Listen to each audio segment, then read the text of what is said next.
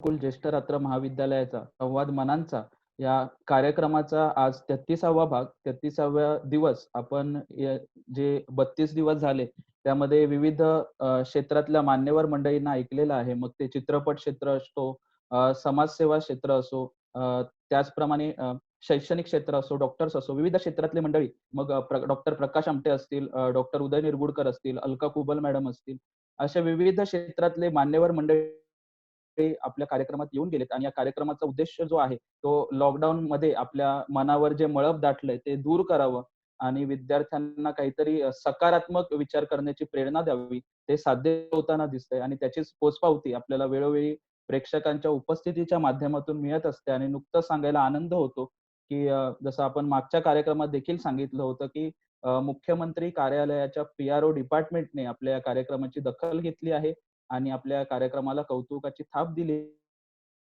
आहे. तर वेळ न दवडता मी या आजच्या कार्यक्रमात सर्वांचे पुन्हा एकदा स्वागत करतो आणि आपल्या आजच्या कार्यक्रमाला लाभलेले आपले अतिथी अ, श्री सागर रेड्डी सर यांचं मी स्वागत करतो आपल्या सर्वांच्या वतीने.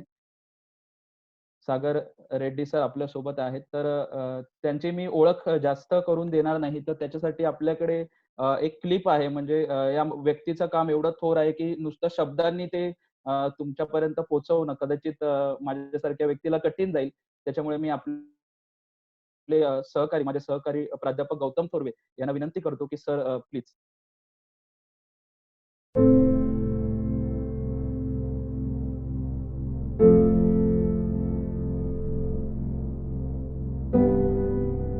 मैंने ये काम 2008 से चालू किया है। अनाथ आश्रम से जो 18 के बाद जो बच्चे बाहर आते हैं उनके लिए मतलब कोई संस्था काम नहीं करती। हर अनाथ लड़का हो या लड़की को सिर्फ 18 साल के अंदर रखते हैं। जब उनका 18 साल पूरे होते हैं तो बिना कुछ सोचे समझे उनको बाहर निकाला जाता है। ये पॉइंट अभी तक किसी को पता ही नहीं।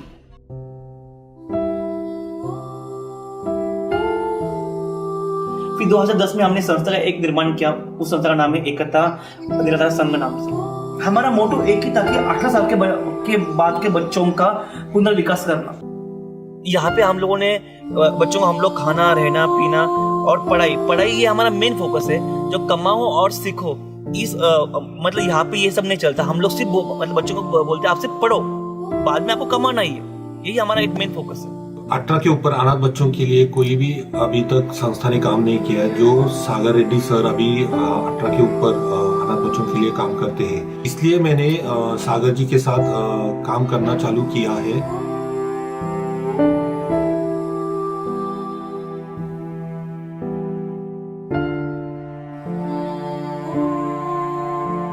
डॉक्यूमेंट नहीं थे, इसलिए रोड के साइड में मुझे केवल पुलिंग का जॉब मिला। मैं खुद ही करता था कि केवल पुलिंग करता था, सिर्फ एक टाइम खाना खाता था। दोस्तों अगर वो टाइम पे मतलब मुझे कोई बोलता ना सागर ये बंदूक ले उसे मार दे, तो मैं मार देता, क्योंकि मैं भूखा हूँ। दोस्तों मैक्सिमम हमारे बच्चे आज खराब मार्ग पे जाते हैं। क्यों? क्योंकि उनको मतलब कोई सहारा नहीं देता। जो लोग बिना ट्यूशन 90% मार्क लेते 18 के बाद उनके सब के सपने अपने सब खत्म हो जाते हैं। दोस्तों जिन लड़कियों को मतलब माँ बाप होते हैं उनके साथ शादी के बाद क्या क्या होता है हम सबको पता है। जिनको कोई नहीं होता तो सोचो उनके साथ क्या क्या होता होगा। लड़कियों के सामने अलग से बहुत सारे क्वेश्चन रहते हैं कि हम लोग फुटपाथ पे नहीं रह सकते, क्योंकि अभी बाहर कंडीशन ऐसी चल रही है कि लड़कियां कुछ भी कर नहीं सकती और डरती है रहने के लिए। तो इस कंडीशन में उनके लिए रहने के लिए सेफ प्लेस चाहिए। तो ये प्लेस देने का काम सागर रेड्डी कर रहे हैं।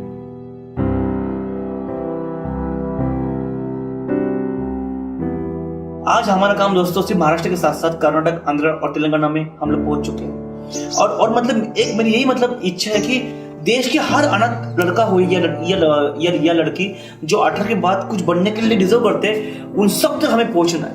कि आज आप हमारे संस्था में आके देखो, यूपीएससी हुआ, एमपीएससी हुआ, आईआईटी तक बच्चे पहुंच गए, क्योंकि आज वो यहाँ तक इसके लिए पहुंचे क्योंकि हम लोगों ने उनको चांस दिया है।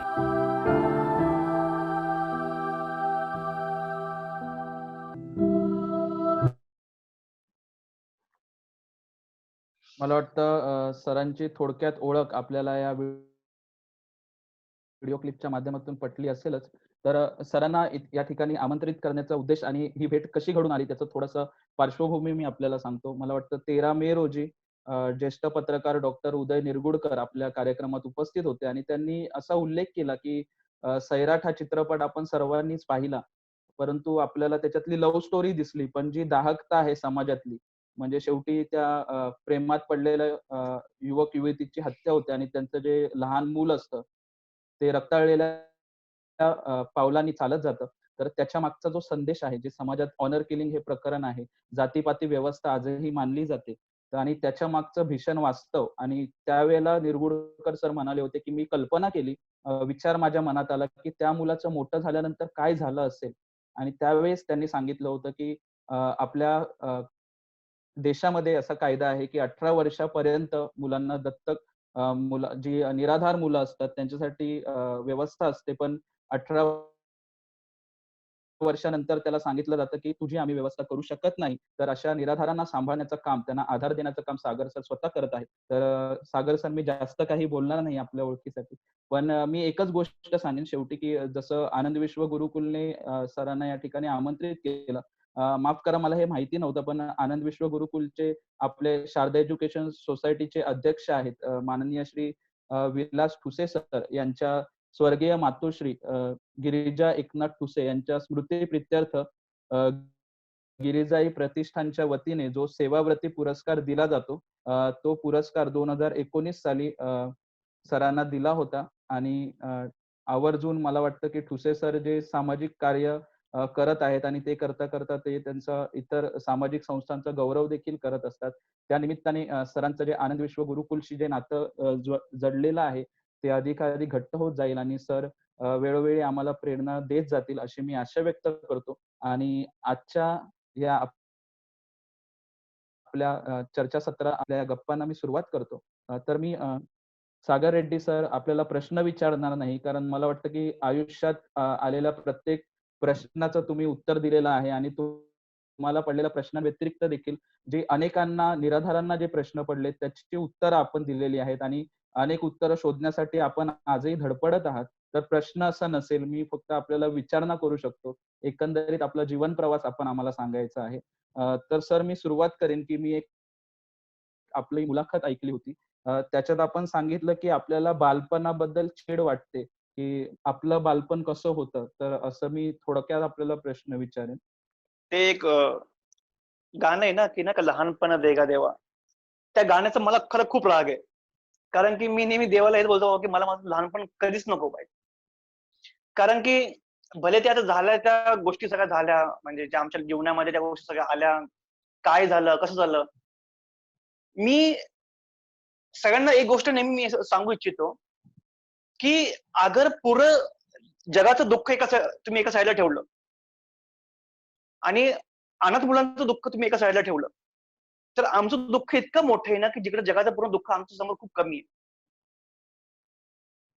जेव्हा तुम्ही म्हणजे आता मगाशीच जेव्हा त्या आपले उदयजी जेव्हा बोलले, की सैराटचा जेव्हा तिचा शेवट झाला, तेव्हा तो मुलगा म्हणजे कुठे गेला असेल? त्याचं काय झालं असेल? वय वर्ष फक्त माझं एक एक होतं. सेम कहाणी म्हणजे जिथं सैराट संपला तिकडं सेम कहाणी म्हणजे 1 वर्ष माझं वय होतं. आई होती ख्रिश्चन, वडील वेगळ्या कास्टचे होते. त्यांचा आंतरजातीय विवाह होता. त्यांची हत्या केवळ याच्यामुळे झाली होती, की त्यांनी आंतरजातीय विवाह केला होता. आणि जेव्हा माझा जन्म झाला, 1 वर्षाचा जेव्हा मी झालो, म्हणजे इव्हन मला माझे आजोबांनी किंवा मावशीने मला सांगितलं, की माझ्या आई-वडिलांची इतकी क्रूर हत्या झाली होती, की त्यांची स्किन अशी ॲसिडमध्ये अशी वाहत होती. त्या 1 वर्षाच्या मुलाला तुम्ही तुम्ही सगळे असा विचार करा, की त्या वय वर्ष फक्त 1 त्या मुलाला सांगा बरं असं काय वाटलं असेल? त्याला काय कळतं की नाही? काहीच माहीत नाही. आणि कोणी मला पण मारू नये, या भीतीने माझ्या आईच्या वडिलांनी मला एका संस्थेमध्ये ठेवलं. लोणावळा इथे आंतर भारती बालग्राम नावाचं एक मोठं अनाथाश्रम आहे. तिकडे मग मी राहिलो. लहानपणी मित्रांनो आम्हाला आई-बाबा शब्द माहितीच नव्हते. आई म्हणजे कोण असतं? बाबा म्हणजे कोण असतात? हे शब्द आम्ही कधी ऐकलेच नव्हते. जेव्हा कळलं, की आई कोण, बाबा कोण, तेव्हा आम्ही त्यांचं फक्त एक पिक्चर असा मी त्यांचं एक इमॅजिन केलं होतं की असं ते बहुधा असे असावेत, त्यांचं प्रेम बहुतेक असं असावं. मित्रांनो, आज या वयामध्ये देखील माझ्या डोक्यावरून तो कोणी हात फिरवला ना, तर आजही माझ्या डोळ्यामध्ये पाणी येतं. का? आम्ही मुलं आजही त्या प्रेमाला आम्ही व्याकुळ आहे. जेव्हा शाळेमध्ये वेगवेगळ्या मुलांचे त्यांचे आई वडील जेव्हा त्यांना सोडवायला शाळेमध्ये यायचे, तेव्हा आम्ही त्यांचं प्रेम आम्ही भिंतीच्या मागे लपून बघायचो. जेव्हा जेव्हा तुम्ही सगळे दिवाळी दसरा तुम्ही मस्त एन्जॉय साजरे करायचे, दिवाळीला फराळ, फटाके वगैरे. तर या जगामध्ये असाही एक भाग आहे ज्यांच्याकडे दिवाळी पण सेम, दसरा पण सेम, सगळे सण सेम आणि आजचा दिवस पण सेम. मी कुठल्या संस्थेची कधी बुराई करत नाही, कारण की आज त्यांनी आम्हाला सांभाळलं म्हणून मी आज यायला बोलला.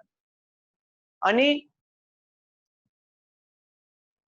माझ्या प्रत्येक वाढदिवसाला माझे आजोबा मला संस्थेमध्ये भेटायला यायचे. जेव्हा माझं वय 14 वर्ष झालं आणि जेव्हा आजोबांना कळलं बाबा की आता जे पण मी सागरला बोलल, सागरची इतकी बुद्धी झाली की तो सगळं आता समजू शकतो, तेव्हा मला माझे आजोबा बोलले, सागर तू अनाथ का बनला, ह्याच्या मागचं कारण काय आहे? मित्रांनो, याच्या पहिले मला माहित नव्हतं की मी अनाथ का बनलो. पण जेव्हा मला माझ्या आजोबांनी सांगितलं की मी अनाथ का बनलो, याच्या मागचं कारण काय आहे, तेव्हा मला कळलं की समाजाच्या काही एकदम खराब किंवा क्रूर विचाराने मला अनाथ केलं. आणि तेव्हा मी आजोबांना बोललो की आजोबा तुम्हाला पण हे लग्न मान्य नव्हतं, मग तुम्ही इथं मला कुठल्या हक्काने भेटायला येता? तुमचा हक्क काय? मला इथे येऊन भेटण्याचा हक्क काय तुमचा? तेव्हापासून मित्रांनो मी माझ्या आजोबांना पण ह्याच्या पुढे कधीच बघितलं नाही. पुढे 4-5 वर्षानंतर त्यांची डेथ झाली. पूर्ण भारतामध्ये असा नियम आहे गव्हर्नमेंटचा, म्हणजे जेवढा जस्टिस ऍक्ट नुसार असा एक नियम आहे की हर एक अनाथ मुला-मुलीचं पालन पोषण संस्थेमध्ये फक्त वयाच्या 18 पर्यंत करतात.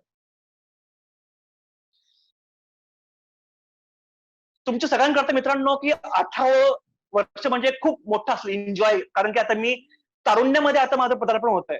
म्हणजे एन्जॉय, आता आता मला सगळे हक्क मिळणार, गाडी चालवणार किंवा अजून खूप काय असं एन्जॉय जे तुम्हाला वाटतं की आता मला ते सगळं मिळणार. पण असा पण एक भाग आहे जगामध्ये की अनाथ मुलांचा जो भाग आहे की 18 वर्षानंतर जेव्हा आम्हाला संस्थेतून बाहेर काढतात,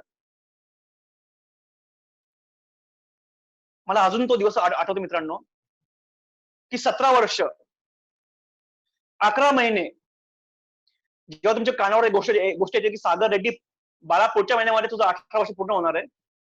आता तू आपला विचार कर की तुला कुठं जायचं आणि काय करायचं. ह्याच्या पहिले मी मित्रांनो ऐकलेलं होतं की ही ताई बाहेर गेली, तिने आत्महत्या केली, किंवा हा दादा बाहेर गेला, तो आज हमाल बनलाय, कुली बनलाय किंवा वेटर बनलाय किंवा तो चोरीमारी करतोय. ती मुलगी गेली, ती वेश्या बनली, किंवा अजून काय भांडी घासतीये किंवा अजून काहीतरी कामं करतेय. उद्या ती परिस्थिती माझ्यावर पण येणार होते आणि तो दिवस उजाडला. मला आजही तो दिवस मित्रांनो माझ्या लक्षामध्ये आहे की मी गेटच्या बाहेर आलो असं, हातामध्ये फक्त एक बॅग होती, माझी कपड्यांची बॅग होती, खिशामध्ये 1 पण रुपया नव्हता. बाहेर आलो, असं मागं बघितलं, असं गेट बंद होता. खूप रडलो, कुठं जायचं माहित नाही, कुठं झोपायचं माहित नाही, काय करायचं माहित नाही, काय खायचं माहित नाही, कसं जगायचं माहित नाही. मित्रांनो, अशा परिस्थितीमध्ये कुठल्या पण व्यक्तीच्या मनामध्ये पहिला विचार कुठला येईल? आत्महत्याचा, जो माझ्या पण मनामध्ये आला साहजिकपणाने. कारण की या जगामध्ये 10 दिशा आता माझ्याकरता ओपन होत्या. माझं कोणी नव्हतं आपलं म्हणणारं. मला काहीच माहित नव्हतं, काहीच म्हणजे काहीच माहित नव्हतं. मग मी पण आत्महत्येचाच विचार केला. चाललो पण होतो आत्महत्या करायला. एक मंदिर जवळ होतं, तिथं मग मला नैवेद्य दिसला मंदिरामध्ये, तिथं गेलो, तो नैवेद्य खाल्ला. 2-3 दिवस मंदिरामध्येच राहिलो, झोपलो. म्हणजे तिकडे येणार ना नैवेद्य खायचो, कधी मिळालं तर मिळालं, नाही मिळालं तर नाही मिळालं. तिथून मग लोणावळ्यावरून मग मी आलो मुंबईला. मित्रांनो, मुंबई सेंट्रल स्टेशन हे माझं 6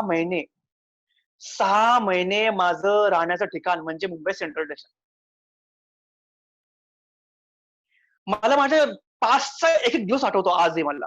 आणि तो दिवस मला आजही आठवला ना, माझ्या अंगावर आजही काटे येतात, डोळ्यात पाणी येतं. जेव्हा स्टेशनवर मी झोपायचो, रात्री हवालदार येऊन उठवायचे. आमच्या कुठल्या पण अनाथ मुलींकडे डॉक्युमेंट नसतात. का? आता आमच्याकडे फक्त आमचं अनाथ सर्टिफिकेट असतं. पण त्या अनाथ सर्टिफिकेटला मित्रांनो कुत्रेही विचारत नाही. का? आता मी एका एनजीओ मध्ये वाढलो आणि एनजीओनी त्यांच्या लेटर पॅडवर मला असं पत्र लिहून दिलं की हा मुलगा अनाथ आहे. आता असं पर्सनल एनजीओच्या लेटर पॅडवर मी अनाथ आहे असं माझा उल्लेख जरी कोणी केला तरी त्यावर कोण विश्वास ठेवणार हे माहित नव्हतं. ना आमच्याकडे राशन कार्ड, ना वोटिंग कार्ड. माझी आजोबा जिवंत होते म्हणून मला माझं आडनाव माहिती होतं. माझ्या संस्थेमध्ये असे कित्येक मुलं होते की जे लहानपणी रस्त्यावर भेटले, बाळ असताना रस्त्यावर भेटले, कचरकुंडीमध्ये भेटले किंवा अजून कुठेतरी भेटले. त्यांची आडनावं, ज्यांची नावच नाही त्यांची आडनावं काय. आता माझा एक मित्र आहे, त्याचं आडनाव काय? Sunil AB, Sunita SK, Shankar YK, Yogita NK, अशी त्यांची आडनावं. मग त्यांची आडनाव माहित नाही, त्यांची जात कोणती, आणि ज्यांची जात माहित नाही मग तो समाजाच्या कुठल्या प्रवाहामध्ये येतो हे माहित नाही. मित्रांनो, आज आपल्या भारतामध्ये आदिवासी किंवा तुम्ही कुठला पण समाज घ्या, त्या हर समाजाकडे एक डॉक्युमेंट आहे की तो भारतीय आहे असं. त्यांच्याकडे काही बॅकअप आहे, भले त्यांची झोपडी का असं ना. आज गरीबच्या गरीब तक्त्यात पण प्रत्येक आपलं झोपडं आहे रात्री झोपायला, डॉक्युमेंट आहे, 3 टाइम त्यांना काहीतरी खायला मिळतं. पण आज असे पण काही तक्ता आहे या जगामध्ये ज्यांच्याकडे तो भारतीय आहे, या देशामध्ये तो भारतीय आहे हा पण आमच्याकडे पुरावा नसतो. तर आम्ही आहेत कोण नक्की?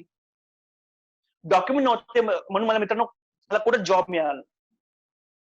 आता जॉब मिळाला नाही तर मग खायचं काय, राहायचं कुठं, करायचं काय, असे प्रश्न माझ्या डोक्यावर नेहमी असे उद्भवत होते. काही झालंय का? हॅलो? नाही, ऐकू येते. बोला आपण. असे प्रश्न माझ्या नेहमी माझ्या डोक्यावर असे उद्भवत होते की आता जॉब तर काहीच नाही. मग जेव्हा अशा खूप ठिकाणी मग मी गेलो जॉब करता, नाही डॉक्युमेंट नहीं, आपको जॉब नहीं मिलेगा, नहीं आप आना तो नहीं, कुछ नहीं मिलेगा. मग मी वाळकेश्वरला बघितलं की एका रोडच्या साईडला लोक खोदून केबल उडायचा जॉब करत होते. त्यांना तो बोललो की सर मुझे जॉब चाहिए, क्या मैं ये काम कर सकता हूँ? हाँ, आप ये काम कर सकते हो. मैं बोलने की सर कि मेरे पास कोई डॉक्यूमेंट नहीं, ये काम के लिए आपको डॉक्यूमेंट की कुछ जरूरत नहीं, आप काम पे लग जाओ. मित्रांनो 3 वर्ष तो जॉब केला मी. रोडवर खोदायचो, केबल ओढायचो आणि फक्त एक टाइम खायला मिळायचा, वडापाव, मिसळपाव, जे पण मिळालं तरी नाही मिळालं. पण शिकण्याची इच्छा होती माझी. मला इंजिनियर बनण्याचं होतं. मित्रांनो, माझं स्वप्न होतं की मला इंजिनियर बनायचं. कारण की माझ्या आई वडिलांचं पण इंजिनिअरिंग झालं होतं, पण माझं ते पण स्वप्न होतं की मला पण इंजिनियर बनायचं.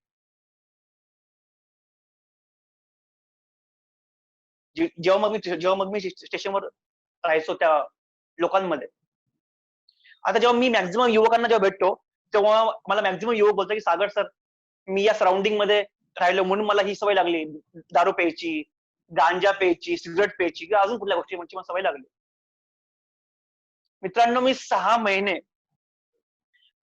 महिने अशा लोकांबरोबर राहिलोय, 6 महिने की जे ड्रग्स घ्यायचे किंवा अजून खूप काही धंदे करायचे. पण मी आज देखील ना चहा, ना कॉफी, ना कोल्ड ड्रिंक्स, ना सिगरेट, ना दारू, ना नॉनव्हेज काहीच नाही. म्हणजे अगर तुम्हाला जर असं वाटतं की बाबा की अगर मला या लोकांमध्ये पण मला चांगलं ठेवू शकतो तर आपण ते ठेवू शकतो. आणि मला एक गोष्ट कळत नाही की आपण नेहमी वाईट गोष्टीच पहिला का उचलतो. यांना ही सवय होती म्हणून मला ही सवय लागली. आणि जर हा माझा पूर्ण ग्रुप जर चांगला आहे, हुशार आहे, तर या सवयी मला का लागत नाही? हा मला बोध तेव्हा कळला होता. काही काही पैसे मग मी जमा केले 3 वर्ष जेव्हा जॉब केला. एका एका कॉलेजमध्ये गेलो. कॉलेजमध्ये गेल्याच्या नंतर म्हणलं, मॅडम हे माझं अनाथ सर्टिफिकेट आहे, ही माझी मार्कशीट आहे. मॅडम मी अनाथ आहे, तर मला माझ्या फीसमध्ये मला काय सूट मिळेल का? तर मॅडम बोलले, बेटा आपका सरनेम रेड्डी है, तो आप किसी कास्ट में नहीं आते हो और आपके लिए यहाँ पे कोई आरक्षण नहीं है, तो बेटा आपको यहाँ पे फुल फी भरनी पडेगी. ते म्हणले, मॅडम ये आरक्षण क्या होता है? मित्रांनो, मी आरक्षण हा शब्द पहिली वेळ ऐकला होता. पहिली वेळ ऐकला होता हा शब्द.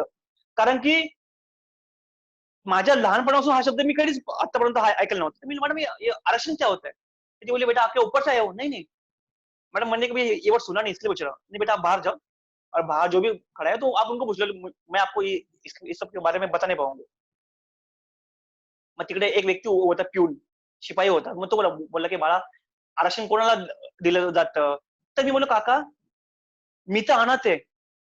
माझ्या ना आईचा पत्ता आहे ना वडिलांचा पत्ता आहे किंवा माझं काय बॅकग्राऊंड नाही. तर मग हे आरक्षण मला का नाहीये? याची खरी गरज तर मला आहे. हा मी ज्यांना मिळालं त्यांच्या खिलाफ नाहीये.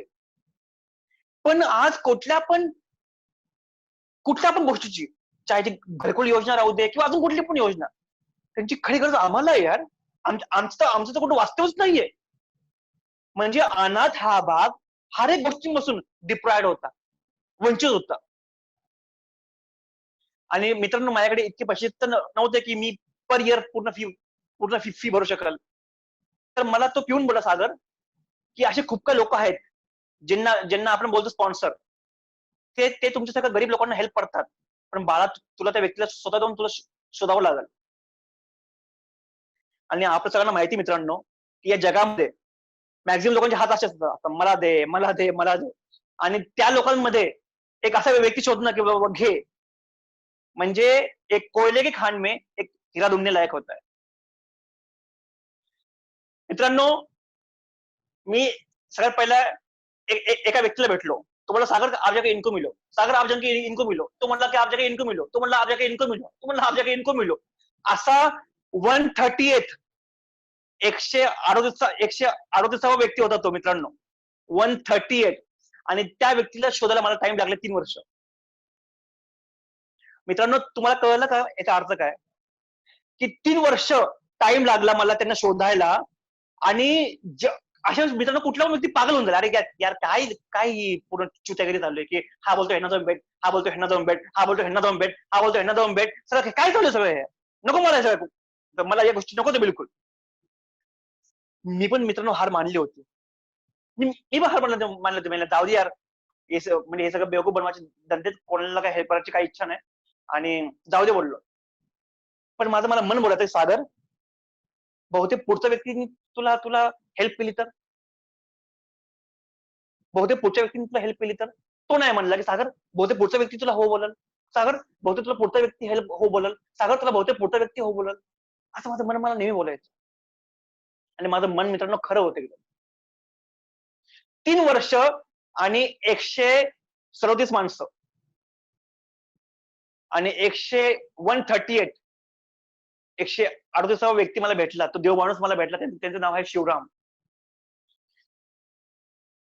उनके नाम में भी भगवान ही था. त्या व्यक्तीने मला बघितलं, बोला, सागर आप चेंबूर में मेरे ऑफिस में इतने बजे आ जाओ. त्यांच्या ऑफिसमध्ये मग मी 6 वाजता गेलो. तेवढे सागर भेटो. देखो बेटा, मैंने सुना है कि आपको इंजीनियरिंग करनी है, लेकिन मैं इतना पागल तो नहीं हूं कि आपके ऊपर इतना पैसा मैं वेस्ट करूं. तो बेटा मैं पहला आपकी एबिलिटी क्या है, आपकी क्षमता क्या है, वो मुझे देखना है. बेटा मैं आपको कुछ सवाल पूछूंगा इंग्लिश में, और मुझे उसके आंसर भी चाहिए इंग्लिश में. आणि आपल्या सगळ्यांना माहिती मित्रांनो, की जी मुलं मुली इंग्लिश मिडियम शिवाय बाकी कोणत्या मीडियम मध्ये शिकतात. आता माझं पूर्ण शिक्षण झालं होतं मराठी मीडियम मध्ये. तर माझे इंग्लिशचे इतके वांदे होते की मला इंग्लिशचं ई पण कळत नव्हतं. आणि जेव्हा सरांनी मला विचारलं की Sagar tell me about yourself and why you want be an engineer, तर मी बोललो की सर हाय सागर, म्हणजे खूप खूप तुटकं मुटकं खूप काही असं चुकलं, खूप गोष्टी चुकल्या आहेत. खूप काही गोष्टी 15-20 मिनिटं मी बग बग बग बग बग बग बग बग केली आणि थांबलो. माझा आवाज येतोय ना? हो, हो. येतोय, येतोय. 15-20 मिनिटं मी बग केली आणि थांबलो. आणि मला माहिती होतं की मला इंग्लिश येत नाही. थांबलो मग मी आणि माझी बॅग उचलली मी चाललो होतो. सर म्हणजे सागर आप कहाँ जा रहे हो? मैंने सर मुझे पता है मुझे इंग्लिश नहीं आती. आप मुझे लात मार के भगा दो, इससे अच्छा मैं खुद जाऊंगा तो मुझे वो इंसल्ट फील नहीं होगा. समझे सागर बेटा बैठो बैठो. बेटा देखो मुझे भी आपने क्या बोला मुझे वो समझा नहीं. आय माय वाय के अलावा. लेकिन बेटा अपने एंड तक बेटा आपने अपने मातृभाषा का आपने एक भी शब्द नहीं यूज किया. बेटा आप में भी वो ताकत है, आप में भी वो एबिलिटी है, आप में भी वो आत्मविश्वास है. बेटा आपको मैं हेल्प करूंगा. मित्रांनो माझी लाईफ पूर्ण 180 डिग्री मध्ये फिरली. जो मुलगा स्टेशनवर राहायचा, पडल ते काम करायचा, पडल ते खायचा. मित्रांनो भूक काय असतं ना, भूक ते आम्हाला विचारा. भुकेपोटी आम्ही काय काय कामं केली ते आम्हाला विचारा. आज मी जेव्हा बघतो की मॅक्झिमम लोक जेवण फेकून देतात किंवा खूप काही गोष्टी जेव्हा मी बघतो ना, माझं तळपायची आग माझी मस्तकाला जाते. आज माझी अवकात आहे. आज माझी अवकात आहे. आज माझं घर आहे मुंबईला स्वतःचं. मला जाऊन पेमेंट मिळतो. सर आज माझी अवकात खूप मोठी आहे. पण त्या काळाचं काय की जेव्हा मला मित्रांनो तुमच्यामधला कधी कुठला व्यक्ती जेवणाकरता रडलाय का? पोटामध्ये भूक तुम्हाला लागली म्हणून तुम्ही कधी कोण रडलंय का? तुम्ही तुमच्यामधला मला तर वाटत नाही कधी कोण रडलं असेल.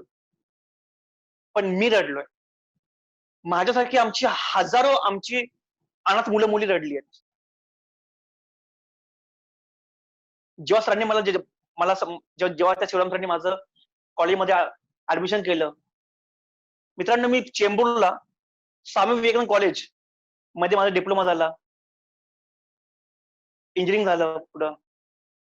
मला जॉब मिळाला. मला कॅम्पस थ्रू मला जॉब मिळाला L&T मध्ये.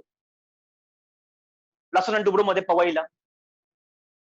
जेव्हा पहिली वेळ ज्या मुलांनी आपल्या लाईफ मध्ये कधी जवळून विमान बघितलं पण नव्हतं. जेव्हा पहिली वेळ मी कंपनीकडून जेव्हा मी चाललो होतो जर्मनीला. जेव्हा मी त्या विमानाच्या सीटवर बसलो. असं मागं डोकं ठेवलं माझं आणि मला आता पूर्ण भूतकाळ आठवला. एक मुलगा जो रस्त्यावर राहायचा, त्याच्यावर झोपायचा, भुका झोपायचा, ज्याची अवकात होती शून्य. त्या शून्याच्या पुढे मी लावला 1 आणि माझी अवकात मग मी वाढवली. इसके पीछे फिर आप कितने भी 0 लगा दो, उतनी मेरी अवकात बढ़ती रहेगी दोस्तों. जेव्हा जॉब मिळाला तेव्हा मग मी प्लॅन केला होता की आता मला जॉब मिळाला. जसे आपले हर एक नॉर्मल लोक प्लॅन करतात की आता मला जॉब मिळाला, आता मी घर घ्यायचं, आता मी एका मुलीवर लग्न करून लाईफ सेटल कर देते. मेरा भी यही प्लान था. माझा पण सेम प्लॅन होता की आता मला जॉब मिळाला, आता मी घर घेणार लोननी, आता गाडी घेणार, आता लग्न करून सेट लाईफ. पण मित्रांनो त्याच वर्षी आता मी तुम्हाला ती गोष्ट सांगतोय की मी हे काम चालू का केलं. कोणतं काम समाजसेवेचं काम चालू का केलं. मी त्याच वर्षी त्या संस्थेमध्ये गेलो जिथे मी लहानाचा मोठा झालो होतो. आमच्या संस्थेमध्ये दर दिवाळी आणि समर वेकेशनला मुलं मुली एकत्र जमायचे माझे विद्यार्थी. पण मी 7-8 वर्ष मी तिथे गेलोच नव्हतो का, कारण की मी काहीच नव्हतो. जेव्हा मी इंजिनियर बनलो, जेव्हा मला जॉब मिळाला, तेव्हा मी असं गर्वाने आणि ताटपणाने गेलो संस्थेमध्ये. आपको थोडा घमंड झाला होता मला, कारण की आमच्या संस्थेमधला असा एकमेव मुलगा होतो मी, की जो काहीतरी बनला होता. एकमेव मुलगा मी होतो. तिथे जेव्हा मी संस्थेमध्ये गेलो, सगळ्यांना हात मिळवला आणि तिकडे मी माझ्या मित्रांना बघितलं, माझ्या ताई दादांना बघितलं. जे पात्र होते मित्रांनो, डॉक्टर, इंजिनियर, सीए, वकील बनण्याकरता, त्यांची सगळ्यांची हालत खूप खराब होती. मित्रांनो, आम्ही बिना ट्युशनचं, आम्ही शाळा कॉलेजमध्ये आम्ही बिना ट्युशनचं मित्रांनो 90% घेणारी मुलं आहेत आम्ही. त्याचा काय फायदा?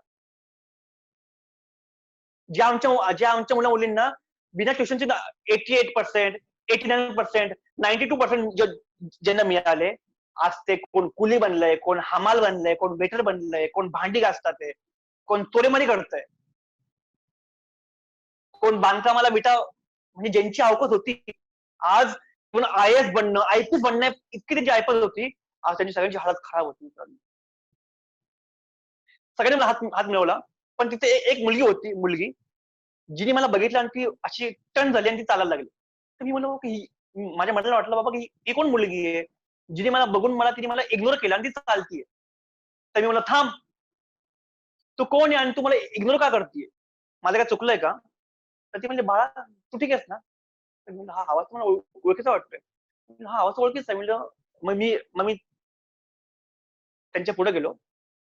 तर त्या मुलीने आपला चेहरा साडीने असं लपवला होता. तर मी म्हणलं की तुम्ही कोण? तुम्ही मला का असं इग्नोर करताय? म्हणजे मी असं काय चूक केली? तर ती बोलली, बाळा तू ठीक आहेस ना? तर मी म्हणलं, हा आवाज तर ओळखीचा वाटतोय. आणि मित्रांनो, ही ती मुलगी होती, जेव्हा संस्थेमध्ये माझं वय होतं 1 वर्ष. 1 वर्ष असता 1 वर्षाचा असताना मी मी मी जेव्हा त्या संस्थेमध्ये होतो आणि त्या संस्थेमध्ये एक मुलगी होती, जिला मी माझी आई म्हणायचो, जिचं वय होतं 7 वर्ष, आणि ज्या मुलीने मला संस्थेमध्ये आईचं प्रेम दिलं.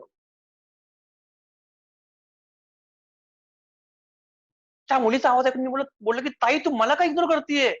आपण आज तब्बल 7-8 वर्षांनंतर भेटतोय आणि तू मला काय इग्नोर करते? तू माझी आई आहेस ना? ताई ताई आपला चेहरा मला दाखवतच नव्हती. तिने आपला चेहरा असं साडीने साडीने असं तिने आपला चेहरा पूर्ण लपवला होता. तर मी साडीचा पडलो असा खेचला. तर बघितलं की ताईचा हा पूर्ण अर्धा भाग तिच्या नवऱ्याने तिला जाळला होता. मी तिथं असं खाली बसलो. म्हणलं अरे बापरे! हे सगळं काय ताई? ताई म्हणली, बाळा हे तर तुला माहिती की आपल्यासारख्या लाखो अशी आपली मुलं मुली आहेत, अनाथ मुलं मुली की ज्यांचं काही इथं अस्तित्वच नाहीये. ज्या मुलींना आई वडील असतात, लग्नानंतर त्यांच्याबरोबर काय काय होतं आपल्याला माहितीये. ज्या मुलींना आई वडील नसतात, त्यांच्याबरोबर काय काय होत असेल लग्नानंतर, वी कांट इमॅजिन. ताईची ती गोष्ट मी ऐकली आणि माझ्या मनाला वाटलं की बाबा की कुछ तो गलत हो रहा है, कुछ तो गलत हो रहा है. आणि जो मी माझा भूतकाळ पूर्ण विसरलो होतो. आता मी भूतकाळ पूर्ण विसरलो होतो. मी आपल्याच मजेमध्ये होतो की आता मी घर घेणार, आता मी लग्न करणार. मी आपल्याच मजेमध्ये होतो. पण ताईला बघितलं, ताईची हालत बघितली, ताईचा चेहरा बघितला, माझी तळपायची आग माझ्या मस्तकाला गेली. बोललो की यार यार कुछ तो गलत हो रहा है, कुछ तो गलत हो रहा है. लेकिन हम लोग इंसान है, हम लोग सोचते भाई मैं खुश हूं ना, दुनिया बाहर में जाए, मुझे क्या करना है, मैं खुश हूं ना, मुझे खाना मिल रहा है. मैं जो मुलगा जिच्या अवकात लोकलनी जायची नव्हती, आज तो विमानाने फिरतोय. मैं खुश हूं ना, मैं खुश हूं ना, मैं खुश. मला पण सेम वाटलं असं की यार, मला वाटलं बाबा की मैं क्यों जाके वो झंझट में पडू. मी खुश आहे यार, छोड़ दे बाबा, छोड़ दे. पण माझं एक मन मला बोलत होतं की सागर नाही, की अगर जर सागर तुला त्या व्यक्तीने जर तुला हेल्प केली नसती, तर तू आज कुठे असला असता बाळा. देवाने बहुतेक सागर तुला तुला त्याकरता हेल्प केली आहे. देवाने तुला ती जाणीव याकरता दिली आहे, कारण की तू कोणाला तरी हेल्प करावी म्हणून. हे माझं मला मन बोललं. तरी पण मी माझ्या मनाच्या खूप गोष्टी इग्नोर केल्या. जाऊ दे यार, जाऊ दे. आणि जे टोकन मनी देऊन मी एक फ्लॅट बुक केला होता वाशीला. त्या 2010 ची गोष्ट आहे. त्या फ्लॅटची किंमत आज समथिंग 2.5 कोटी असेल. जेव्हा मी 40-50 लाखाचा तो फ्लॅट होता. नुकतीच बिल्डिंगचं काम तेव्हा चालू होतं तेव्हा. त्यांना मी काही टोकन मनी पण दिले होते. माझं मन खूप बेचैन होतं. आणि नेहमी मला असं वाटतं बाबा की नाही, अगर उस आदमी ने मुझे हेल्प नहीं की होती, तो आज मैं पता नहीं, आज मैं भी शायद चोर बनता या फिर कुछ और करता. आणि लहानपणी आम्हाला आमचे सर नेहमी आम्हाला एक गोष्ट बोलायचे. लहानपणी आम्हाला आमचे सर एक गोष्ट नेहमी बोलायचे, की एक ना एक दिन दोस्तों सबको मरना है. जो इंसान सिर्फ खुद के बारे में सोचता है ना, वो कभी भी इंसान कहलवाने के लायक नहीं होता. चाहे कुरान हो, बाइबल हो, भगवत गीता हो, सब में ऐसा लिखा गया है कि इंसान का जन्म हमें लाखों जन्मों के बाद मिलता है दोस्तों, लाखों जन्मों के बाद. इतने लाखों दिन तो हम लोग खुद इंसान बनने के बाद जीते भी नहीं. आज आप सभी जानते हैं दोस्तों की आज आपल्या पूर्ण जगाची हालत काय आहे कोरोनामुळे. हो. सबको मरना है एक ना एक दिन. ये हमारे सर कहा करते थे. इस दुनिया में सिर्फ जानवर और इंसान होते हैं और बाकी कोई नाही होत.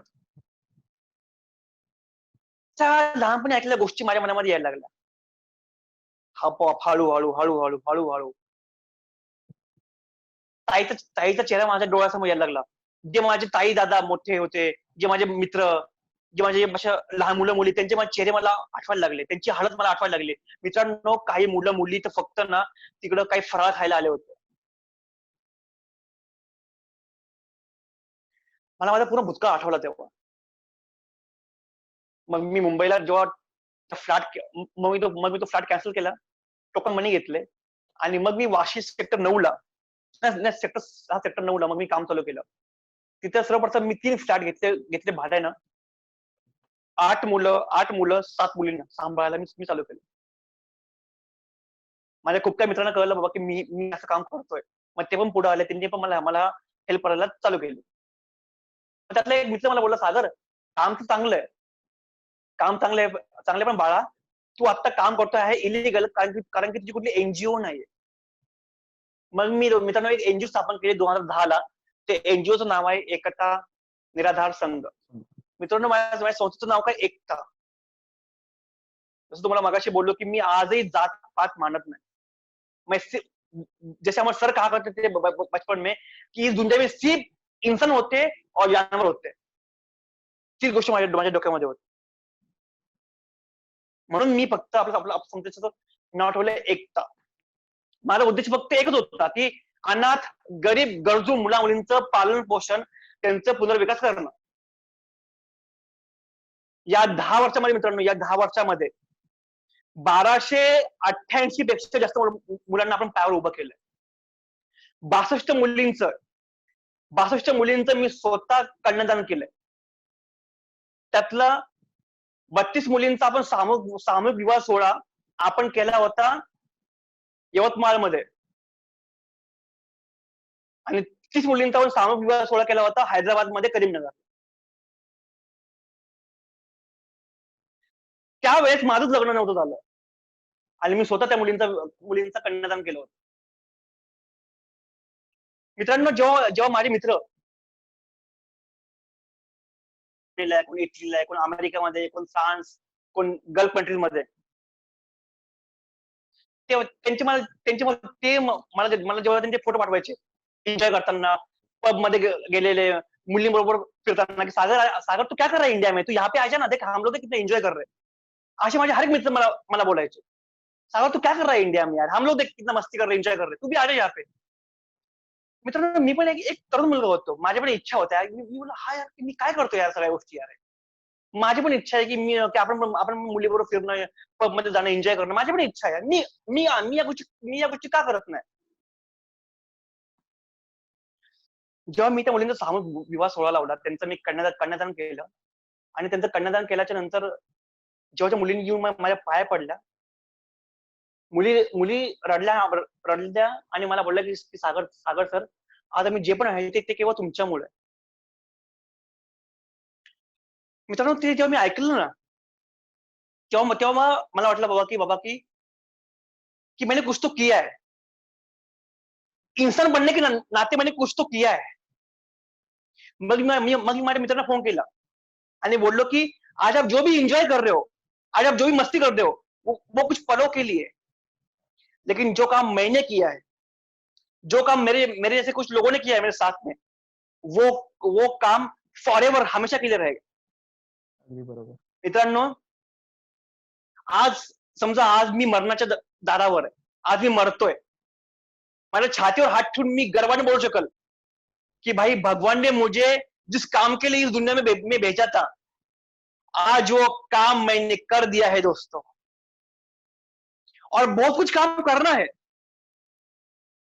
पर मैं आज सीना तान के ऐसा बोल सकता हूं दोस्तों कि मैंने कुछ किया है इंसान बनने के, मैं आज इंसान बनने के लायक हूं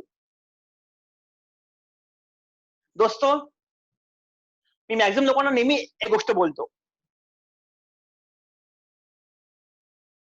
जब आप किसी के चेहरे पे मुस्कान लेके आओगे ना, मुस्कान, उस मुस्कान की अहमियत आप किसी पैसों में तोड़ नहीं सकते दोस्तों. आज बहुतेक मी बाहेरच्या देशामध्ये जॉबला असतो, किंवा कुठल्या पण देशामध्ये मी जॉबला असतो आणि तिथे मी बहुतेक सेटल झालो असतो, लेकिन वो सिर्फ एक स्वार्थ होता, परमार्थ नहीं होता. मी आतापर्यंत भारतामध्ये खूप भाषणं केली आहेत. तर एका भाषणामध्ये मला एका मुलाने मला एक प्रश्न विचारला की सागर सर, की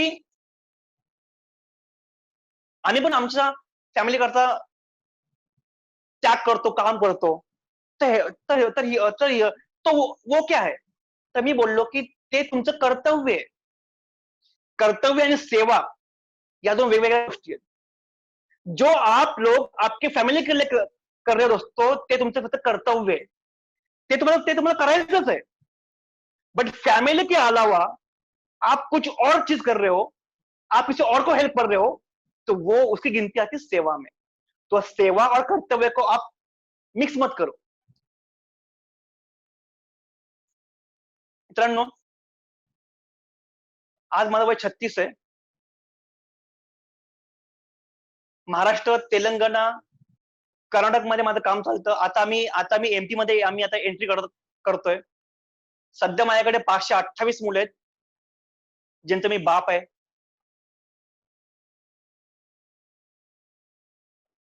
आज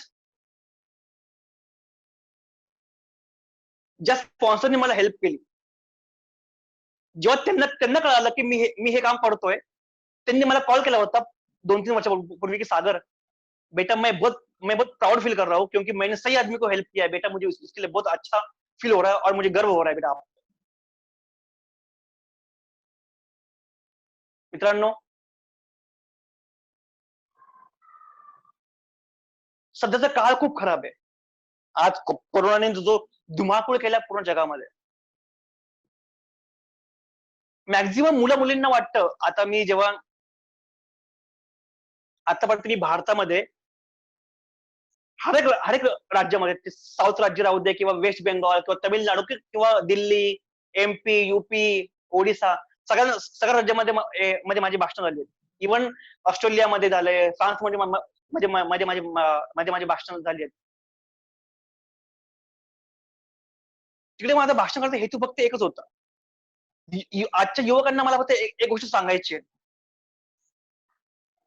की अगर तुम्ही माझं तुम्ही इतकं ऐकलं की बाबा, की अगर हा मुलगा, जो मुलगा होता शून्यावर, मित्रांनो आम्ही शून्याच्या पण खाली होतो रे बाबा. हा शून्य, याच्यावरती 1, 2, 3 चालू, तर आम्ही या शून्याच्या पण खाली होतो मित्रांनो. जर एक व्यक्ती शून्याच्या पण खाली असताना जो वरती येऊ शकतो, आणि ते पण कुठली वाईट सवय नसताना, वाईट सवय नाही लागून घेतली मित्रांनो, मी आज तुम्हाला मी बोललो की मला पेमेंट आज खूप मोठा आहे, चांगला आहे. आज माझी अवकात आहे की मी आज रोज एक खंबा घरी आणून मी दारू पिऊ शकतो. मला इथं कोणी अडवणार नाही. माझी अवकात आहे. मी आज कुठला पण महागातला पदार्थ मी आज खाऊ शकतो, माझी ती अवकात आहे. पण मित्रांनो, मी आज देखील मी चहा कॉफी पण घेत नाही, तर दारू लांबची गोष्ट. आणि मित्रांनो, आज देखील जर माझ्याकडून काय जर वेस्ट झालं, माझं अन्न, माझ्याकडून जर कुठलं अन्न वेस्ट झालं मित्रांनो, तर मी नेक्स्ट डेला मी एक टाइम जेवण करत नाही. असं पण मी फक्त 2 टाइम जेवण करतो रोज, डेली 10 वाजता आणि 6 वाजता.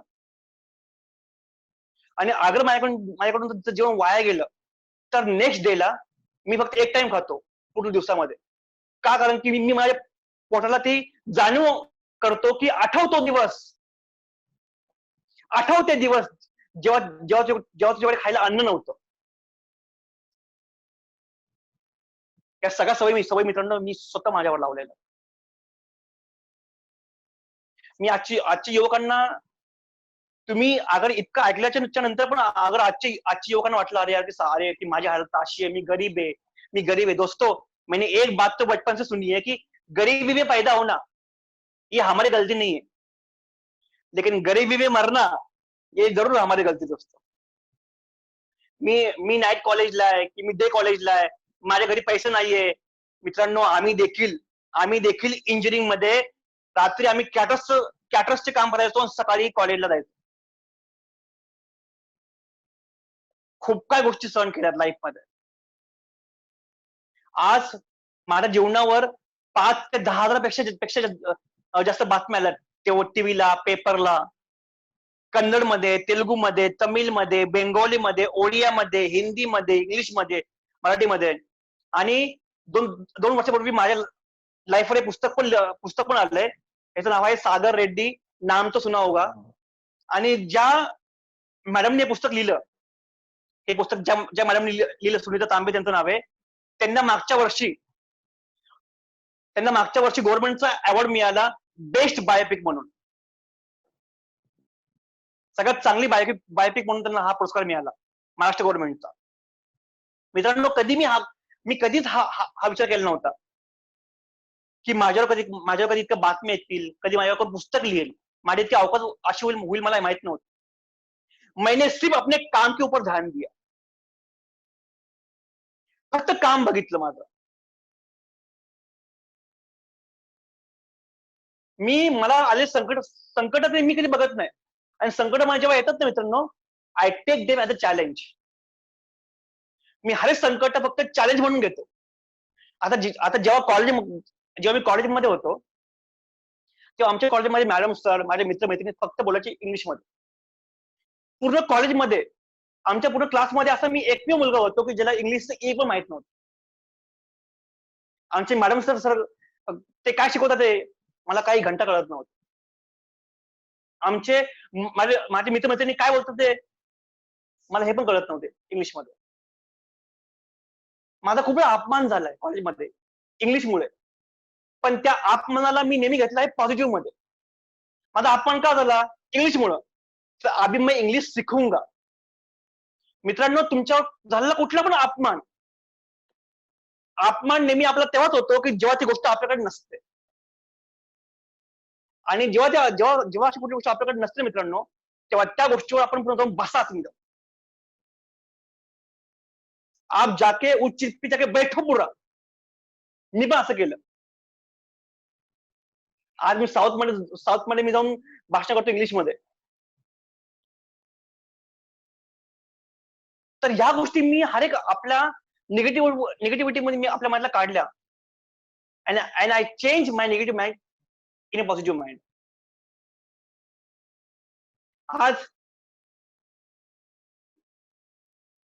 आज जो म्हणजे तुम्ही जो मला सन्मान दिला, म्हणजे अशा मित्रांनो असं खूप काही गोष्टी आहेत तशा. तर सांगायला लागलो तर हा एक दिवस पूर्ण कमी पडायचा. तुम्ही अगर युट्यूबला जर जाऊन बघितलं, सागर रेड्डी डॉक्युमेंटरी तुम्ही टाका, सागर रेड्डी डॉक्युमेंटरी किंवा सागर रेड्डी माझा कट्टा किंवा अशा खूप काही बातम्या आहेत माझ्या युट्यूबला. तुम्ही जाऊन बघा, तुम्हाला पूर्ण कळेल की बाबा मी कसा जगलोय, कसा वाढलोय. आणि मित्रांनो, इतकं करून सुद्धा आज मी माझ्याकरता विचार नाही केला. मी विचार केला समाजाकरता. हा, मी कुठला महान व्यक्ती नाहीये की बाबा की मी महान असं बोलत नाही मी. बाबा मी लहान आहे, मला लहानच राहायचं, मला महान नाही बनायचं, माझी इच्छा नाही महान बनण्याची. पण ज्या गोष्टी आज केल्यात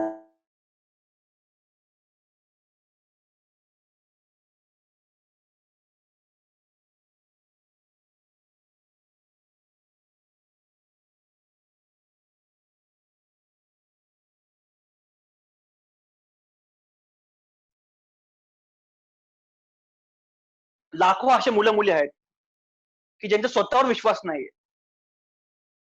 मित्रांनो, जेव्हा आपण आपलं स्वप्न की मला हे बनायचंय, जेव्हा आपण कोणाला सांगतो आणि जेव्हा एखादी व्यक्ती हसते त्या स्वप्नांवर आणि आपण त्यांच्या हसण्यामुळे आपण ते स्वप्न सोडतो ना, तर ह्याचा अर्थ होतो बाबा, याचा अर्थ असा होतो बाबा की आपल्या स्वतःवर विश्वास नाहीये. जी व्यक्ती जी व्यक्ती लोकांचं हसणं ऐकून देखील आपल्या स्वप्नावर विश्वास ठेवतो मित्रांनो, तीच व्यक्ती लाईफ मध्ये कुछ ना कुछ तो पा सकती है, कुछ ना कुछ तो कर सकती है. तर लोकांना तुम्ही हसू द्या, लोकांना तुमची मजाक उडवू द्या, काही होत नाही, तुम्हाला काही भोकं पडत नाही. मला पडली का भोकं? नाही. आज आज माझं नाव आज आज माझं आज माझं नाव त्या स्तरावर झालंय मित्रांनो. तुम्ही 500 पेक्षा मला मला जास्त अवॉर्ड मिळालेत, मोठमोठे मला असे अवॉर्ड मिळालेत 500 पेक्षा जास्त पूर्ण भारतामध्ये. फक्त महाराष्ट्रामध्ये नाही, पूर्ण भारतामध्ये बोलतोय. 2 महिन्यापूर्वी मला योगी आदित्यनाथजींनी मला मला अवॉर्ड दिला, युथ आयकॉन म्हणून, दिल्लीला. आता कोरोनामुळे पण काही माझे अवॉर्ड थांबले, पण त्या अवॉर्ड करता मी काम नव्हतं केलं. माझं ध्येय, मोटिवेशन काय होतं ते मी अचीव्ह केलं होतं. पण ते अचीव्ह केल्याच्या नंतर देखील त्या पूर्ण लाईफला लात मारून मी इथं आलो. हा, मला याचा पस्तावा नाही झाला, बिलकुल नाही.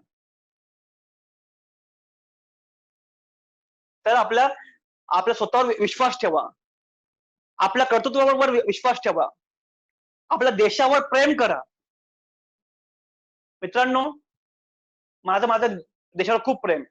हा, भले या देशातलं काही क्रूर लोकांनी माझ्या आईवडिलांना माझ्यापासून खेचलं, छीन के लिए मतलब उन्होंने मेरे माँ बाप को, पण हम भारतवासियों के लिए ना दो माया होती है, दो नहीं एक्चुअली 3 माँ होती है. एक भारत माता, एक धरती माता और एक अपनी खुद की माँ. भारत माता तर आहे माझ्याकडे, धरती माता पण आहे माझ्याकडे, पण माझ्याकडे माझी आई नव्हती, पण ती आज मला भेटली दोस्तो. माझी बातमी टीव्हीला बघून, माझी बातमी ऐकून वाचून अशा खूप काही महिलांनी मला कॉन्टॅक्ट केले, सागर, की आमची अशी इच्छा आहे की बाबा की तू आम्हाला आई बोलावं. पण माझं मन मानत नव्हतं. पण अशी मला एक महिला मला भेटली की जिला बघून मला वाटलं बाबा की अगर माझी आई असती जिवंत तर ती बहुतेक अशी असते. तो भगवान ने दोस्तों मुझे अपनी माँ लौटा दी है. आज हा मुलगा अनाथ नाहीये, आज मेरे पास भी माँ है. हे जेव्हा मी बोलतो ना तेव्हा मला खूप चांगलं वाटतं. आज माझं लग्न झालंय. माझं लग्न होऊन 2 वर्ष झाली आहेत. मी 4 महिन्यापूर्वी मी बाप झालोय. मला एक मुलगी झालीये.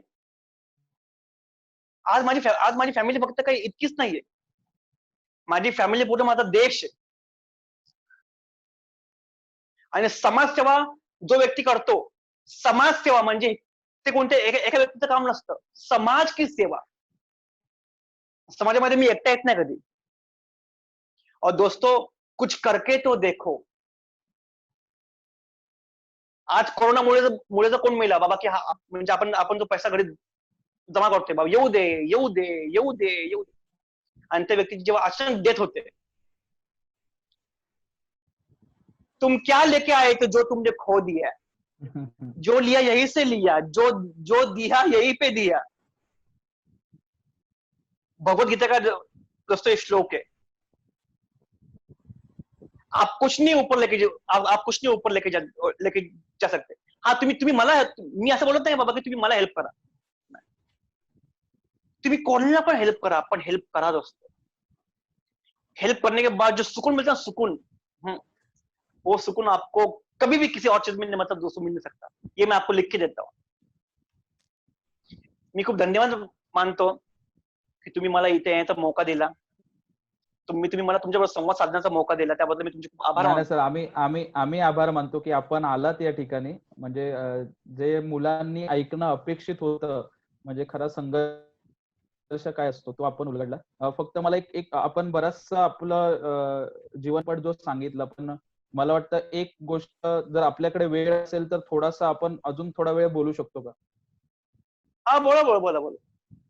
तर मला विचारायचं आपल्याला असं होतं, की आपण नेहमी बघतो, की हे जे आपलं कार्य आहे ते छोटंसं कार्य नाहीये आणि तुम्ही बोलता-बोलता असं म्हणालात, की आपल्यावर हसणारे बरेचसे लोकं असतात.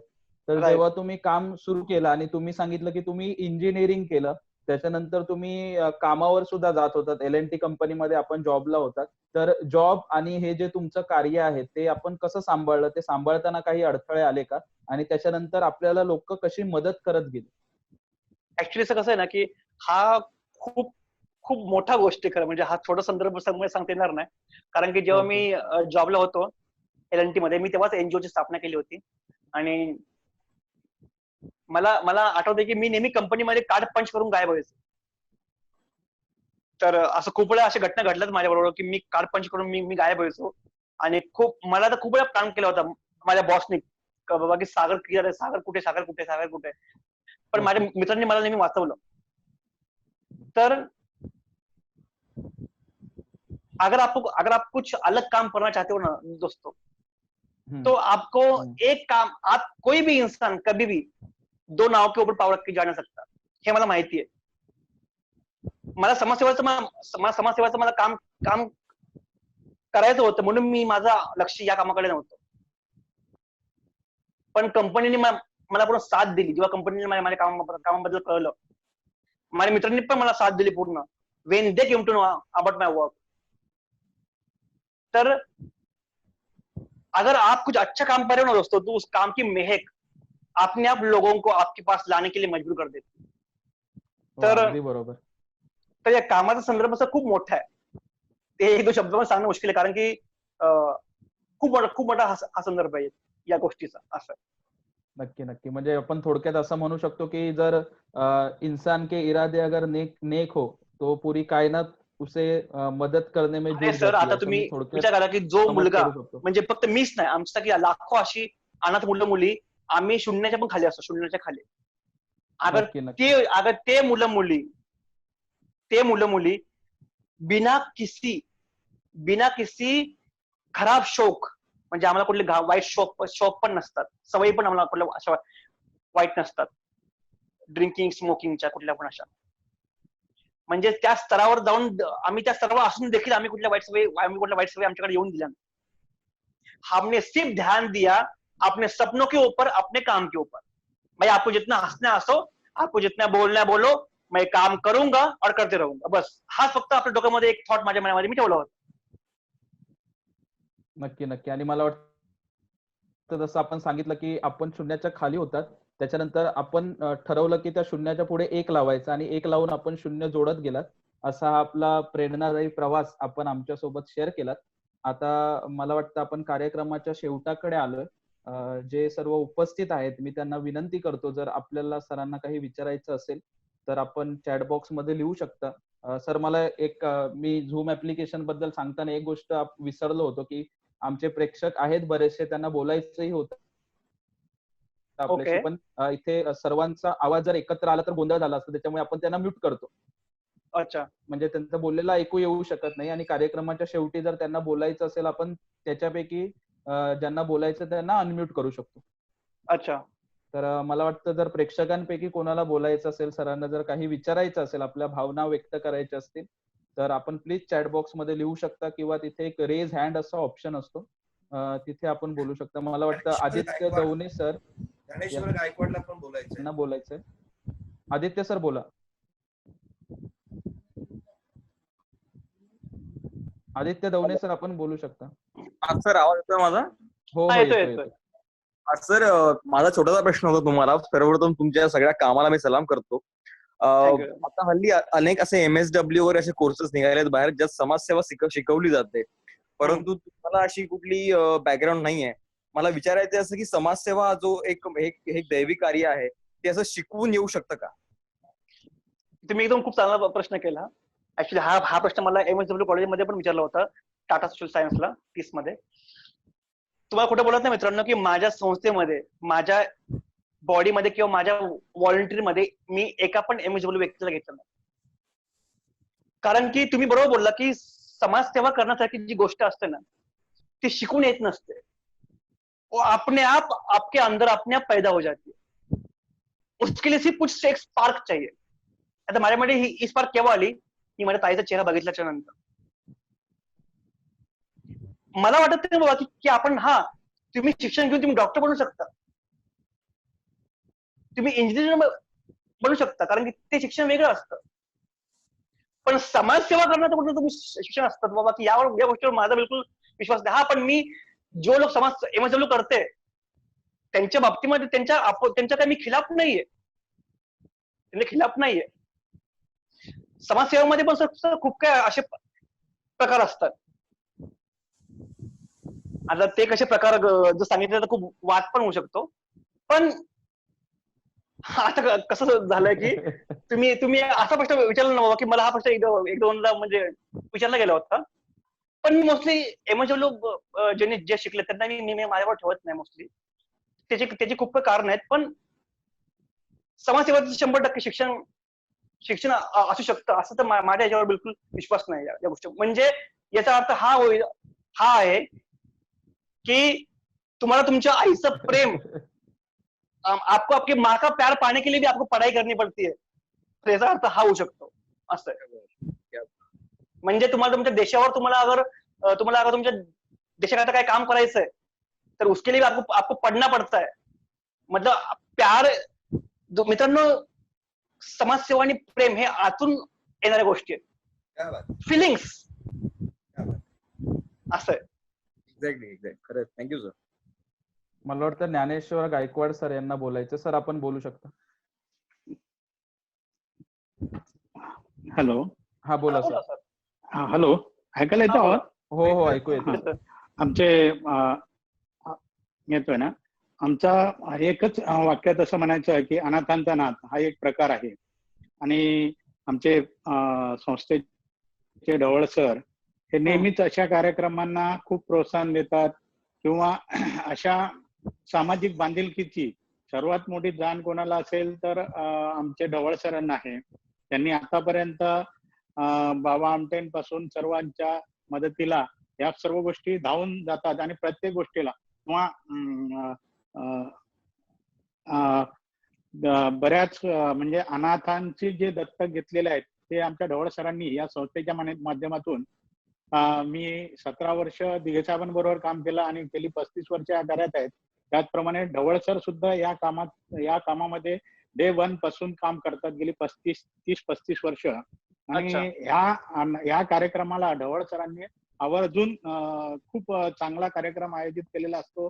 प्रत्येक वेळेला त्यांची हे काम करण्याची वेगळी हे असते, आणि त्यांची तळमळ एवढी असते की संस्थेपेक्षा समाजाला काय आपण देणेकरी लागतो, विद्यार्थ्यांना काय दिल्या जाते, हे त्यांच्या एक ध्येय असते. आपल्यासारखे वक्ते, आपल्यासारखे एक अनाथांचा नाथ मी म्हणेल आम्हाला लाभला, ते खरंच आम्ही आमचं भाग्य समजतो.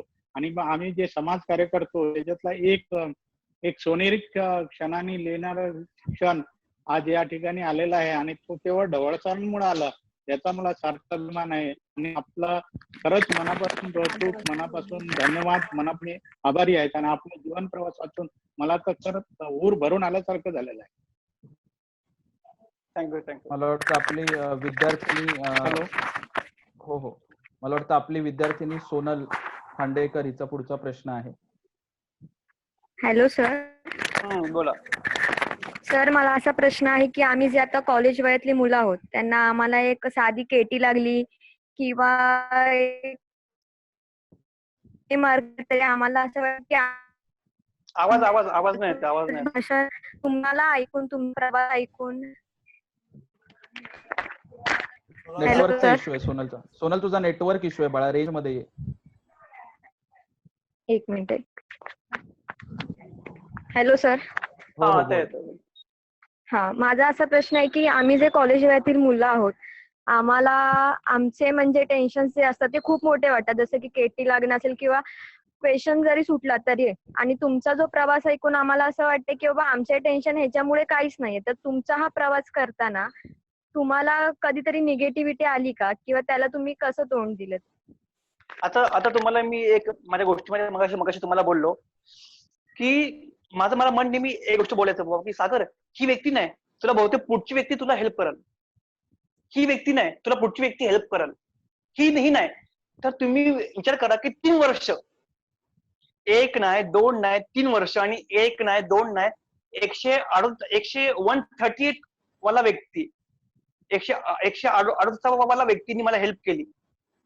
म्हणजे जेव्हा पण मला असं वाटतं बाबा की बाबा की हे काम होणार नाही, तर मला माझी आतली ताकद मला बोलते नाही ना सागर, हे काम तुझसे हो सकता है. दुनियामध्ये असं कुठलंच काम नाही सागर जो तुझसे नाही हो सकता, अशी ताकद मला माझं मन देतं नाही. आता तुम्हाला मी अजून एक गोष्ट बोललो पण मगाशी, की जेव्हा माझे मित्र मैत्रिणी, माझ्या मैत्रिणी पण कॉलेजच्या, जे दारू प्यायचे, स्मोक करायचे, खूप गोष्टी करायचे, त्यांच्यामध्ये मी बसायचो, पण मी त्या गोष्टीकडे हात लावला नाही. का? कारण की माझ्या मनामध्ये इतकी ताकद आहे, माझ्या मनामध्ये इतकी कंट्रोल पॉवर आहे. अगर इतकं सगळं असताना पण म्हणजे आपण या वेळेला पण आपली ताकद वापरली, तर बाकीच्या वेळेस पण मी आपली ताकद नेहमी वापरायचो. ये चीज मुझसे हो सकती है. आपल्या मनामध्ये तुम्ही गोष्ट फिक्स करा आणि नेहमी असं बोला की ये चीज मुझसे हो सकती है. ही गोष्ट माझ्याकडून होऊ शकते, अशक्य असं काहीच नाही. अगर ज्या व्यक्तीने बिना ट्युशनचं, बिना कुठलं सपोर्टचं जर इतक्या मोठ्या लेवलला जाऊ शकतो, तुम्हाला खोटं वाटेल की आज मला भेटण्याकरता पण अपॉइंटमेंट शिवाय मी कोणाला भेटत नाही. आता या लॉकडाऊनच्या काळामध्ये माझी तब्बल 34 माझी भाषणं होती भारतामध्ये. ती सगळी भाषणं मी मोबाईल म्हणजे आता लाईव्हच केली सगळ्या ठिकाणी. तर या लेवलला जाण्याकरता मला वाटलं नव्हतं बाबा की एक दिवस असं येईल की बाबा की मला भेटण्याकरता कोण अपॉइंटमेंट घेईल, असं कधी वाटलं नव्हतं मला. फक्त स्वतःवर विश्वास, आपल्या जिद्दीवर विश्वास ठेवला, खुद पे बिलीव रखा की भाई ये मुझसे हो सकता है, मी हे करू शकतो आणि हे मी करणार बस. आणि हे लहान असलं केटी, अगर इतक्या लहान गोष्टींनी जर तुम्ही हारले, इतक्या लहान गोष्टींनी तुम्ही जर हारले, अरे तुम्हाला बोलतो की कॉलेज के बाहर इतनी बड़ी दुनिया आहे ना. मी पण जेव्हा कॉलेजमध्ये जेव्हा आलो आणि कॉलेजच्या बाहेर जेव्हा आलो, अरे बाप रे बाप, अरे कॉलेजची दुनिया म्हणजे खूप लहान असते रे. म्हणून अगर तुम्ही इतक्या लहान गोष्टीला तुम्ही घाबरलात एटीकेटीला, तर त्या बाहेरच्या दुनियेशी तुम्ही संवाद करू शकता भविष्यामध्ये मुश्किल असतं. त्याच्याकरता स्वतःवर विश्वास पाहिजे. मित्रांनो, तुम्हाला खोटं बोलत नाही, आज मी केवळ या लेवलला फक्त यामुळे आहे कारण की मी आपल्या स्वतःवर, आपल्या जिद्दीवर मी विश्वास ठेवला. बस that's all. मला वाटतं आता संस्थेचे सचिव गुरुवर्य प्राध्यापक डॉक्टर प्रदीप ढवळ सर बोलतील. मला वाटतं की सागर खरोखर मनापासून धन्यवाद इथे व्यक्त करतो. कारण ज्या गोष्टी आम्ही वर्गांमधनं आणि पुस्तकांमधनं आणि सिलेबस मधनं नाही शिकू शकणार, त्या सगळ्या प्रश्नांची उत्तरं सहजपणे तुमच्या संपूर्ण आयुष्याचा प्रवास तुम्ही उलगडून या सगळ्या तरुण मुलांपर्यंत ठेवलेला आहे. नावात तुमच्या सागर आहे, जसं असं म्हटलं जातं की सागरामध्ये अनेक नद्या, अनेक गटार, वेगवेगळ्या प्रकारचं पाणी ओतलं जातं त्याच्यामध्ये. सागर कधी तक्रार करत नाही. तरी तुम्ही या सगळ्या प्रतिकूल परिस्थितीमध्ये देखील नावाप्रमाणे जगलात, अनेक आदर्श समाजासमोर येऊन दिलात. मला असं वाटतं तुम्ही कॉलेजमधल्या सगळ्या महाराष्ट्रातल्या नव्हे तर देशातल्या पुढे हा युवक आहे. या आजच्या घडीला तरी या युवकांसमोर तुमच्यासारख्यांचं जर मार्गदर्शन झालं ना, तर मला असं वाटतं असे अनेक सागर वेगवेगळ्या मार्गाने का होईना तो या तुमच्या महासागराला येऊन मिळतील, हा मला आत्मविश्वास वाटतो. आता खूपच विचित्र झालेलं आहे सागरजी. श्रमाशिवाय पैसा, ज्ञानाशिवाय पदवी, योग्यतेशिवाय पद, चारित्र्याशिवाय प्रतिष्ठा, ही बदलत्या युगाची आश्वासनं प्रत्येकाला दिशाभूल करतायत. पण कुठे एक दीपस्तंभ असतो की ज्यावेळी एखाद्या अथांग समुद्रामध्ये एखादा नावाडी ज्यावेळी नाव घेऊन जात असतो, त्यात किनारा माहीत नसतो, तर त्याला जगवणारा एकच आधार असतो आणि तो म्हणजे दीपस्तंभाचा. आजच्या तरुण पिढीला तुमच्यासारखा एक दीपस्तंभ आजच्या ह्या कार्यक्रमाला आम्हाला खऱ्या अर्थाने उपलब्ध झाला. मी तो तुम्हाला कर्मयोगी असं म्हणेन. वयाने नाही नाही sir sir sir sir sir sir 2017ला मला कर्मयोगी हा पुरस्कार मिळालाय नागपूर मधून. आणि आणि आणि आणि सर जी आपल्या पूर्ण भारतातली सगळ्यात वादग्रस्त जे कॉलेज आहे, जे सगळ्यात वादग्रस्त विश्वविद्यालय आहे म्हणजे कुठलं जेएनयू मध्ये पण सर माझं भाषण 3दा झालं 3दा.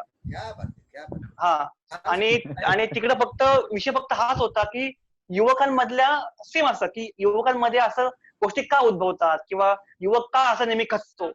तर अशी भाषण माझी खूप ठिकाणी झाली आहेत अशा भारतामध्ये. काय आदर्शवादच नाही ना, पाय वाकून नमस्कार करावे असे पायच उरले नाहीयेत अलीकडच्या काळात.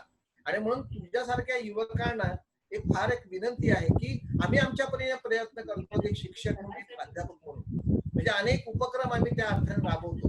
परवा मी त्या श्रीगौरी सावंतसाठी एक कार्यक्रम मी मुलांना ही बघा, ही सगळी ह्या समाजामध्ये असे अनेक आपल्यापेक्षा दुःखी आहेत. मी नेहमी विद्यार्थ्यांना सांगतो की आपण मागे वळून बघितलं पाहिजे आपल्याविषयी किती वाईट समाज आहे, कशी समाजामध्ये माणसं वावरतायत, कशा प्रमाणे जगतायत. आणि खरोखर आज तू एक प्रकारे जीवनाची गीताच आमच्या समोर ठेवली की ज्या गीतेत ना अजून नाही सर सर सर सर आज जे मी बोललो ना ते फक्त होतं ट्रेलर. माझी फिल्म इतकी मोठी आहे ना सर की अगर ती मी बोलायला जर लागलो ना तुझ्यावरती फिल्म नाही सर सर सर सर आता कसं की आता कोरोनामुळे सगळं थांबले, पण मला 4 ते 5 मोठमोठ्या फिल्म वाल्यांनी मला कॉन्टॅक्ट केले होते की जेव्हा ते पुस्तक बघितलं की सर आपके ऊपर हम लोग फिल्म बनाना चाहते हैं असं. म्हणजे बहुतेक 1-2 वर्षामध्ये ते पण काम होऊन जाईल, पण म्हणजे कधी असं विचार नव्हता केला की लोकांना आपली कहाणी आपल्या गोष्टी लोकांना इतक्या आवडतील असं कधी थॉट माझ्या मनामध्ये कधी आला नव्हता. अशी कहाणी नाहीये का आता काय शब्द नाही अपुरे सगळे शब्द आपल्याला नाही, मलाही फारसा सुचणार नाही. पण खरं म्हणजे परवा उदय जी आले होते, माझे मित्र आहेत ते आले होते आणि त्याने बोलता आमचे संस्थेचे अध्यक्ष विलास तुषे अगदी हुंका त्यांना आला की या व्यासपीठावरती तुम्हाला बोलवावं म्हणून. उदयजी माझ्या वडिलांसारखेच आहे सर.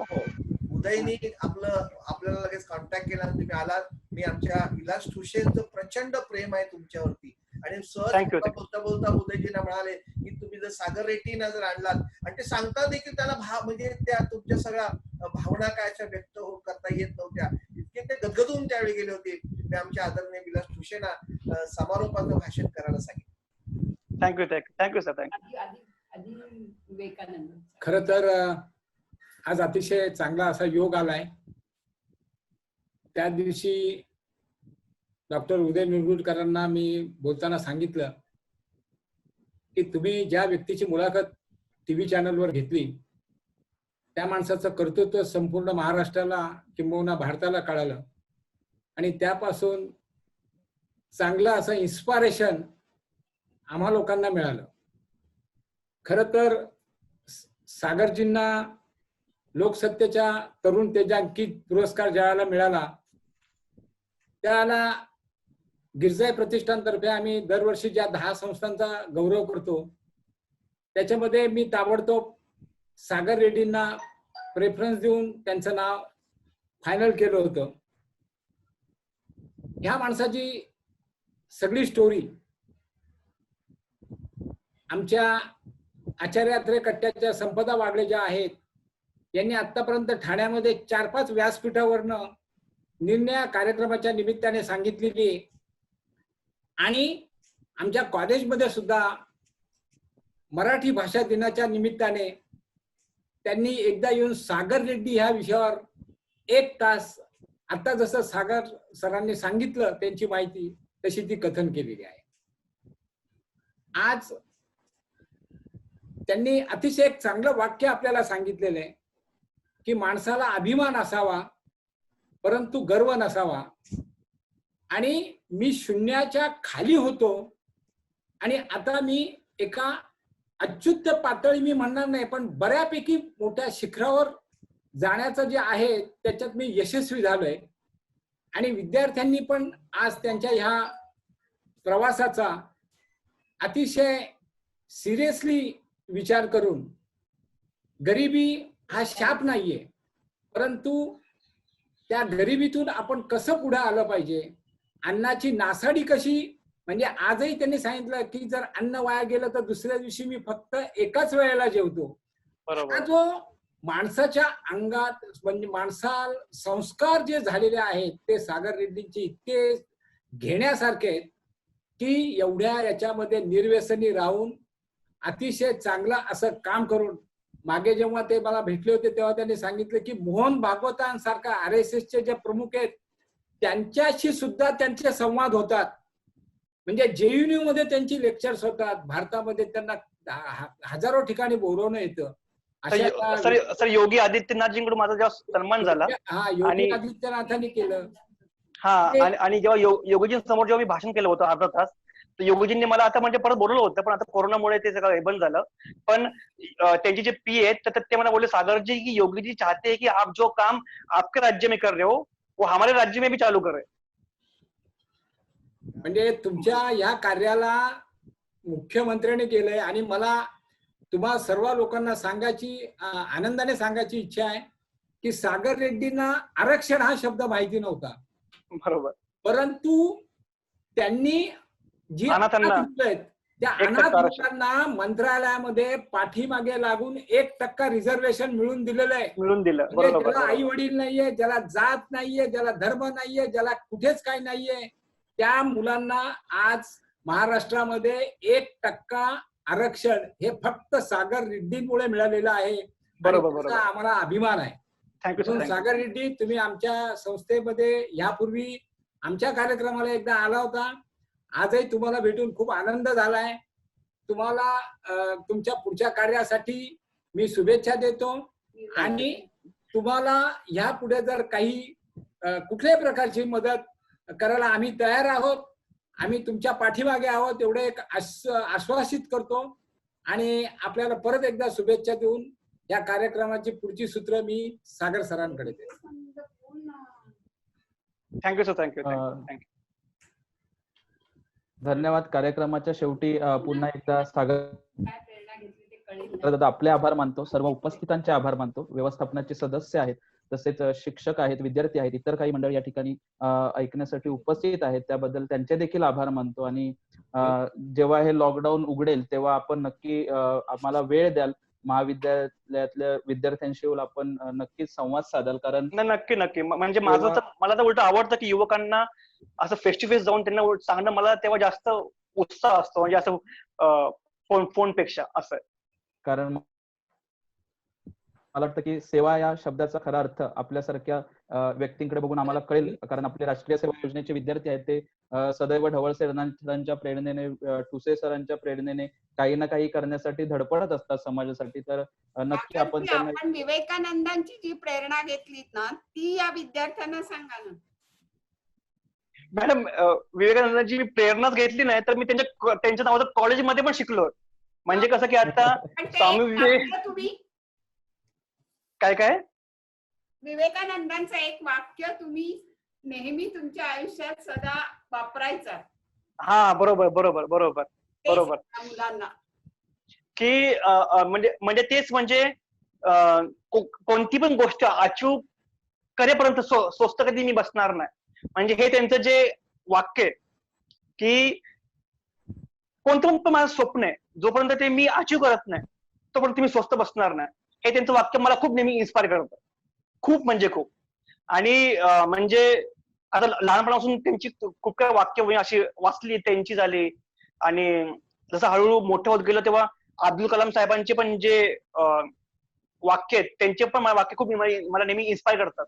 तर अशा गोष्टी काय आहेत म्हणी की काही सुविचार, ते मला नेहमी असे विच मेक मी इन्स्पायर. तर हे त्यांचं मला वाक्य नेहमी मला आठवतं मॅडम की कुठली पण गोष्ट मिळवल्याशिवाय स्वस्त कधी बसायचं नाही असं. Thank you sir. थँक्यू. ठीक आहे. मी पुन्हा एकदा आभार मानतो आणि उद्या पुन्हा भेटू आपण एका नवीन विषयासह आणि नवीन वक्त्यांसह. तोपर्यंत आपली रजा घेतो. भेटत राहू. तोपर्यंत काळजी घ्या स्वतःची. धन्यवाद.